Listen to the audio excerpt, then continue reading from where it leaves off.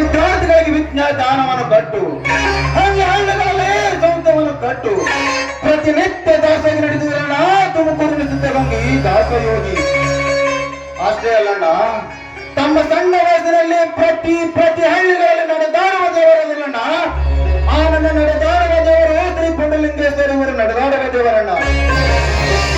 ಅಣ್ಣ, ತಾನು ಹುಟ್ಟಿದಾಗನಿಂದಲೂ ವಿಧವಿಲ್ಲದ ಸೇಡು ಹಲಿಸಿ ಪ್ರತಿ ಹಳ್ಳಿಗಳಲ್ಲಿ ತಂದೆ ಆದಂತ ಪ್ರವಚನವನ್ನು ಸಾರಿ, ನಾನು ಇಲ್ಲ ನೀನು ಇಲ್ಲ, ಸತ್ಯವಷ್ಟೇ ನ್ಯಾಯವಷ್ಟೇ ಎಂದು ಈ ಜಗತ್ತಿಗೆ ಸಾರಿ ಹೋದರಲ್ಲ.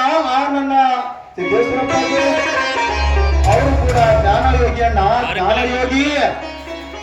ತಮ್ಮ ಇವು ಎಂತ ಮಾತುಗಳು. ಇನ್ನೂ ಕೇಳಣ್ಣ, ಈ ಸೃಷ್ಟಿಕರ್ತನ ನಿರ್ಮಿಸಿದ ಈ ಜಗತ್ತಿನಲ್ಲಿ ಪ್ರತಿನಿತ್ಯ ನೀನು ಹುಟ್ಟಿ ಬೆತ್ತಿ ಜಗತ್ತಿಯನ್ನು ಹಾಕುವ ನೀನು ಹೋಗಿ ಅಣ್ಣ ನೆಲಯೋಗಿ.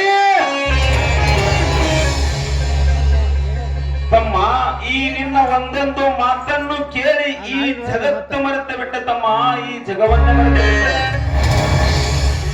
ನೀವು ಉಗಳಬಡಿಲಿ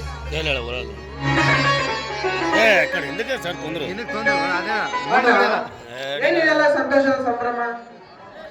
ಬಾರೋ ಸೋದರ, ತಡವಾಗಿ ಬಂದಲ್ಲ. ಬಾರಪ್ಪ ಶಿಶಿಧರ, ಅಭ್ಯಾಸ ಚೆನ್ನಾಗಿ ನಡೆದಿದೆ ತಾನೆ? ಹಾ ದಿಗಮ್ಮ, ಡಿಗ್ರಿ ಅಭ್ಯಾಸ ತುಂಬಾ ಚೆನ್ನಾಗಿದೆ. ಆದರೆ ಹಣಕ್ಕಾಗಿ ನನ್ನ ಕಡೆಗೆ ಬಂದೆ. ಎಷ್ಟು ಬೇಕಾಗಿದೆ ಸೋದರ?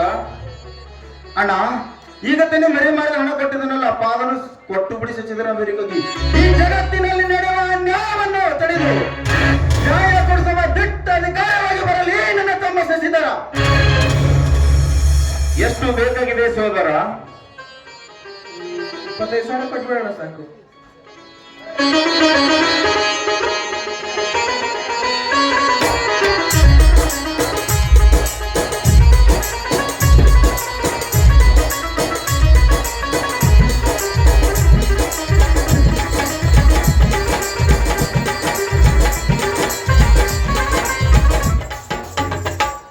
ತೆಗೆದುಕೊಳ್ಳಪ್ಪ, ಹಣವೆಂದ ಮೇಲೆ ಹಿಡಿತದಿಂದ ಇರಬೇಕು.